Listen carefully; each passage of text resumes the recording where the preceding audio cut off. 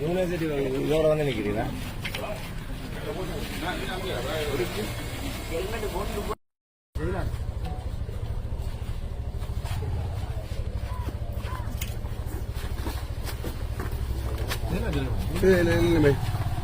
வணக்கம்.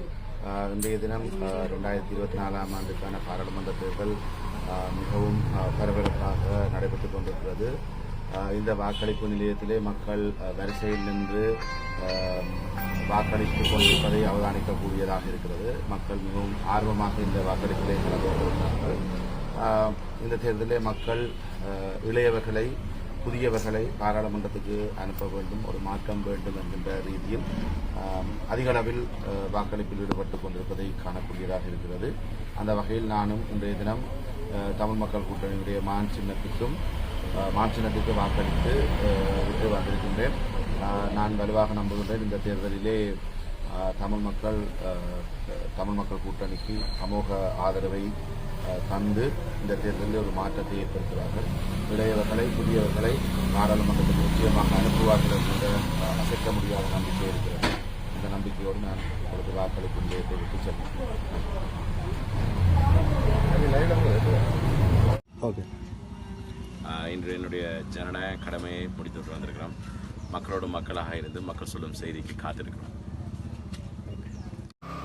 அனைவருக்கும் காலை வணக்கம். 2024 பொது தேர்தல் இப்பொழுது அதிகாலையிலே குடத்தனை பாடசாலையிலே என்னுடைய வாக்கை அளித்திருக்கிறேன். மக்கள் அனைவரும் வீடுகளிலிருந்து வெளியே வந்து மழை வருவதற்கு முன்னதாக உங்களுடைய வாக்குச்சாவடிகளுக்கு சென்று உங்களுடைய வாக்குகளை அளிக்குமாறு அன்போடு கேட்டுக்கொள்கிறேன். அனைவருக்கும் வணக்கம்.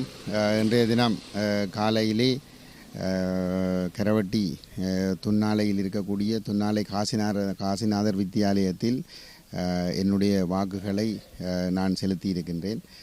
மக்கள் மிகவும் ஆர்வமாக இன்று இந்த வாக்களிப்பிலே கலந்து கொள்ள தொடங்கியிருக்கிறார்கள். இந்த தேர்தல் ஒரு பெரும் மாற்றத்தை தமிழ் தேசத்திலே ஏற்படுத்துகின்ற ஒரு தேர்தலாக இருக்கும் என்ற உறுதியான நம்பிக்கை இருக்கிறது.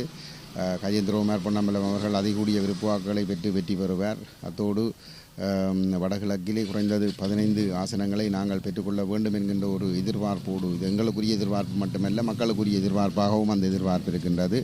அந்த எதிர்பார்ப்பு மக்களுடைய எதிர்கால அரசியல் கனவுகளை நனவாக்குவதற்கான ஒரு அடித்தளமாக அமையும் என்கின்ற ஒரு நம்பிக்கை இருக்கிறது.